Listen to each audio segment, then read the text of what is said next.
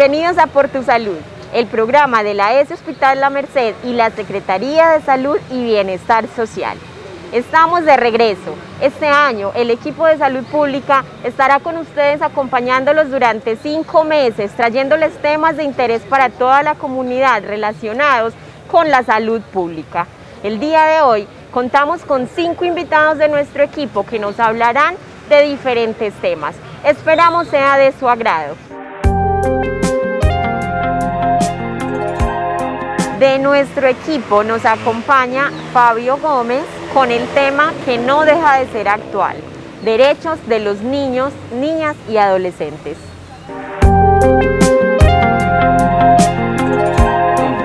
Los derechos de los niños es una norma jurídica que protege a todos los niños y adolescentes de Colombia y del mundo. Es inalienable, nadie los puede tocar y se deben de respetar. El primer derecho es el derecho a la igualdad, donde todos los niños son iguales, se respeta su religión, su condición, su raza, su género, si es alto o bajito. Derecho a la protección especial. Todos los niños deben de ser protegidos, respetados y valorados de una forma especial, como únicos, como irrepetibles, donde se deben de tener un trato especial hacia ellos. Derecho a tener un nombre y una nacionalidad. Todo niño en el momento en que nace debe tener un nombre y una nacionalidad. Llámese Juanito, llámese colombiano, peruano, del país que sea, derecho a tener ese nombre y nacionalidad. Los niños deben tener derecho a una vivienda, a la alimentación, en un hogar donde se le brinden todos estos cuidados especiales al bebé. Derecho a la educación y a una educación especial. Además, si el niño tiene condiciones con discapacidad, entonces el niño debe tener derecho a una educación gratuita y las personas en condición de discapacidad se les debe brindar un trato especial con docentes que se adapten a las condiciones del niño. Derecho a la comprensión por parte de la familia y la sociedad. Todo niño debe ser comprendido y aceptado, valorado por parte de todos los miembros de la familia y la sociedad. Derecho a la educación. Todo niño tiene derecho a la educación y debe ser gratuita, brindada por el Estado. Sus padres son los garantes para que el niño estudie. Si no tiene padres, familiares o personas encargadas de la comunidad de que el niño tenga este estudio. Atención y ayuda preferente en caso de una emergencia. En caso de emergencia o desastre, los niños deben de tener esta protección especial y deben de ser los primeros en ser atendidos en caso de esta emergencia. Derecho a ser protegido frente al abandono y al trabajo infantil. Ningún niño puede ser abandonado. En caso de que lo sea, las entidades oficiales se deben de cargar del cuidado del niño o un familiar. Y el niño tampoco puede ser obligado a trabajar. Y el último derecho es el derecho a la educación que fomente la solidaridad, que todo niño debe vivir en comunidad, debe vivir en sociedad, donde se estudie y se promulguen los valores del respeto hacia los demás. Muchísimas gracias y pongamos en práctica los derechos de los niños y vamos a respetar estas normas jurídicas que los protegen a ellos. Otra de nuestras invitadas el día de hoy, Alejandra González, psicóloga del equipo de salud pública, nos acompaña hablándonos del tema de prevención de consumo de sustancias psicoactivas. Un cordial saludo para toda la comunidad. En esta ocasión vamos a abordar el tema de la prevención del consumo de sustancias psicoactivas. Ese tema es fundamental en nuestro municipio, pues justamente porque tenemos un municipio en el que encontramos muchas jóvenes y muchos jóvenes que tienden a este consumo y pues que también en algunas casas y en algunos hogares también se vive el consumo de sustancias psicoactivas. Cuando hablamos de una sustancia psicoactiva, hablamos de una sustancia que ingresa a nuestro organismo, que altera el sistema nervioso central y que puede influir en nuestro comportamiento, en la alteración de la conciencia o en la alteración de algunos procesos, digamos, de procesamiento o procesos cognitivos. Esta sustancia puede ser una sustancia sintética, semisintética o alguna sustancia, digamos, natural. En nuestro país, algunas de todas estas sustancias pueden ser legales o pueden ser ilegales. La forma en la que estas sustancias pueden ingresar a nuestro organismo pueden ser fumadas, pueden ser inhaladas, ingeridas o a través de inyecciones. Existen muchas otras formas en las cuales algunas personas, digamos que ingresan esa sustancia psicoactiva al organismo. ¿Qué es lo que pasa con todas estas sustancias psicoactivas? Que en algunas ocasiones ese consumo se nos vuelve un consumo problemático, es decir, un consumo que ya requiere una intervención o un acompañamiento interdisciplinario, porque encontramos que en las diferentes áreas de socialización del ser humano se nos están presentando algunas dificultades. Por ejemplo, podemos empezar a tener dificultades en el entorno laboral, en nuestro trabajo, en la empresa en la que normalmente, digamos, participamos de esa producción. Podemos tener dificultades a nivel escolar, bajar el rendimiento académico, tener dificultades con los compañeros. Podemos empezar a tener dificultades a nivel familiar, a nivel de pareja o a nivel de comunidad.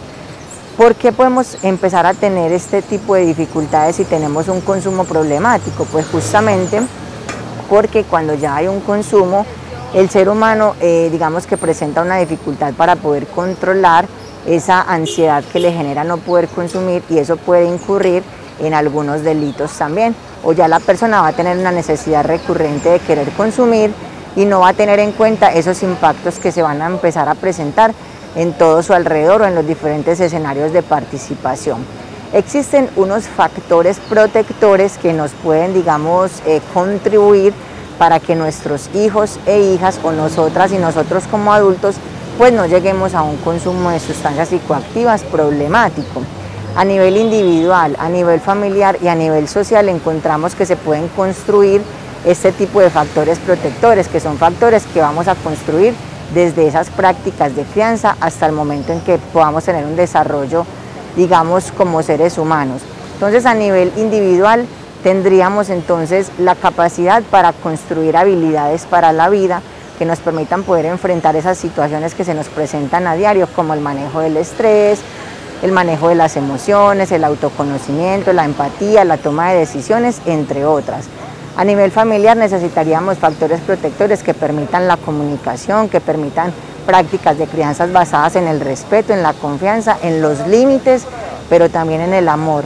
Y a nivel social tendríamos que construir escenarios de participación para fortalecer las redes de apoyo a nivel comunitario que nos permitan que las personas que pueden tener un consumo pues puedan participar de estos escenarios y de esa manera encuentren una mejor forma de adquirir bienestar en su salud y no tengan que recurrir al consumo de sustancias psicoactivas que luego puede coger una ventaja y que ya presenta más dificultad para salirse. La ruta de atención siempre que deseamos iniciar algún proceso de rehabilitación es asistir al médico general y ya él se encarga de realizar el procedimiento correspondiente.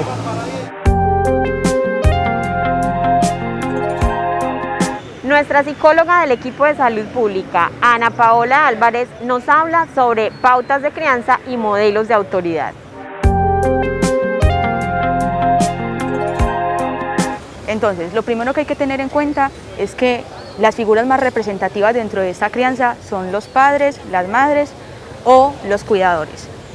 Entonces, para dar inicio a estas pautas, la primera es ser un adulto que da ejemplo. ¿A qué me refiero con esto? A que los niños, niñas y adolescentes se fijan en nosotros como una figura de autoridad, y yo soy esa figura representativa para ese niño o esa niña. Entonces se va a fijar tanto en mis cosas buenas como también en las cosas que no son tan buenas. Entonces por eso es importante dar ejemplo. Segundo, también hay que darle la oportunidad a este niño, niña o adolescente que tenga espacios de participación y proporcionar que tengan estos espacios. ¿Por qué es importante? Porque si yo omito la opinión o los comportamientos de este niño, niña o adolescente, va a ser un niño que más adelante o en su adolescencia o en su adultez o incluso en esa misma niñez será un niño muy introvertido, que le da miedo expresar públicamente su opinión, porque así es como le hemos enseñado de que debe callar. Por otro lado, también es muy importante tener normas y reglas claras.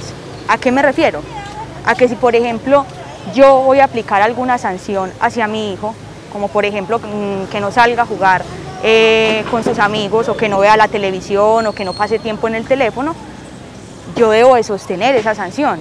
Hay que hacer claridad también de que esas sanciones deben de ser mínimas y no, por ejemplo, aplicar una sanción de un mes, ¿cierto? Entonces, lo ideal es que yo sostenga esa palabra, esa sanción que voy a imponer o que voy a poner. ¿Por qué? Porque si yo dejo que ese niño o esa niña o ese adolescente me manipule, lo que yo le voy a dar a entender es que a través de esa manipulación él va a poder obtener de mí lo que quiere, que es que yo le quite ese castigo, y que eso que hizo, que en este caso sería algo malo, no tiene ninguna consecuencia. Por otro lado, así como también sostengo entonces mi palabra frente a estas sanciones, es importante premiar cuando ese niño, esa niña o ese adolescente hace algo bueno y cumplir con eso que estoy prometiendo. Porque si yo no cumplo con esa promesa, lo más probable es que ese niño ya no vaya a creer en mi palabra. También es importante no hacer uso de la violencia cuando vaya a corregir o cuando vaya a llamarle la atención a mi hijo o a mi hija. Porque no consideramos que esto es valioso, porque esa es la forma en la que yo le voy a enseñar a mi hijo o a mi hija que solucione sus problemas en la vida diaria con la violencia. Y por último, también entonces hay que proporcionarle espacios de calidez, donde ellos se sientan amados, queridos y respetados, y sobre todo que se sientan seguros. ¿Cuáles vendrían siendo entonces las metas de esta crianza, de estas pautas de crianza? Posibilitarle a los niños, niñas y adolescentes una buena autoestima, es decir, que tengan un concepto bueno de sí mismos y de sí mismas, que tengan también autonomía, que sean personas independientes y con criterio propio, y que también sean personas resilientes, es decir, que puedan sacar aprendizajes y procesos de transformación frente a situaciones que consideramos difíciles en nuestra vida diaria. ¿Listo? Y bueno, esto era todo lo que les quería contar. Muchas gracias.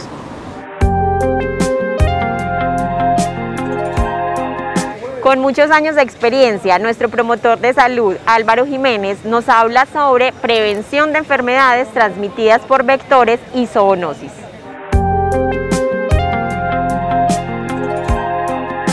Con respecto a las enfermedades transmitidas por vectores, es que volvamos a retomar, es un tema que siempre lo tratamos, pero todo proceso educativo debe ser continuo para poder que vaya calando en la comunidad. Por eso hoy volvemos a repetir esta situación, lo que es con dengue, chikungunya y zika. Entonces vamos a retomar nuevamente cuáles son los pasos a seguir para poder prevenir estas tres enfermedades. Recordemos que esta enfermedad la produce la picadura de un zancudo que se cría en aguas estancadas limpias. ¿Por qué buscamos diario en las casas, en las viviendas? Porque es que ese animalito prácticamente se cría dentro de las viviendas cuando tenemos aguas recogidas en tanques, canecas, baldes, ollas, floreros o matas sembradas en agua. Entonces, por eso nuevamente le estamos haciendo la invitación a toda la comunidad. Hemos sido muy juiciosos porque hay que reconocer también cuando la comunidad está respondiendo a los procesos. De 70 a 80 casos de dengue que manejamos en años anteriores, en este momento solo tenemos 2-3 casos activos. ¿Cuál es el gran riesgo? Que al ver uno o dos casos y al haber zancudo, estamos propensos a que esto se nos propague. Por eso tenemos que ser muy juiciosos a erradicar totalmente los criaderos de este zancudo. Por eso pues la invitación, evitemos tener aguas recogidas dentro de nuestra vivienda, o si las tenemos, es importante que la cambiemos cada 3 días, lavando adecuadamente los recipientes. Con un trapito estregamos toda la parte interna del tanque o el recipiente donde tenemos el agua recogida, y luego nuevamente si necesitamos recogerla la vamos a recoger. Si no tenemos criaderos, no tenemos zancudo, y si no hay zancudo, no vamos a tener dengue. Y con respecto a la zoonosis, simplemente aquí en Ciudad Bolívar trabajamos lo que es la rabia, la hidrofobia. Invitar a toda la comunidad, a partir del 9 de junio vamos a iniciar la jornada de vacunación en Ciudad Bolívar. Vamos a empezar por todos los sectores, iniciando arriba en el Alto de la Ermita. Vamos a estar por todos los sectores, entonces esa es la invitación a toda la comunidad, que nuevamente este año vamos a ser muy juiciosos con la vacunación de nuestras mascotas. Para eso no hay vacuna, simplemente la prevenimos vacunando nuestras mascotas, perros y gatos mayores de 3 meses.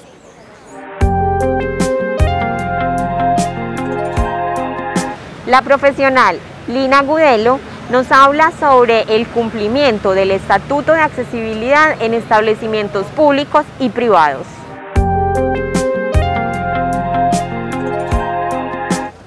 Mi nombre es Lina Gudelo, fisioterapeuta del equipo de salud pública, y hoy les voy a hablar acerca del Estatuto de Accesibilidad, el cual se viene trabajando desde hace varios años desde el Gobierno Nacional, el Departamento y los municipios, el cual trata sobre el tema de accesibilidad que deben de tener todos los municipios. ¿Como qué tipo de accesibilidad? La accesibilidad a todo lo público, como la accesibilidad a la alcaldía, al hospital, a lo religioso, a la comunidad. Ejemplo de esto tenemos el parque principal. Para la comunidad puede ver que el parque en su remodelación hicieron algunas cosas que son accesibles para las personas con discapacidad, como las líneas para las personas con discapacidad visual. ¿Para qué nos sirven estas líneas? Estas líneas nos sirven para que las personas se guíen con su bastón de apoyo. Ellas nos van a guiar por dónde se entra y por dónde se sale del parque.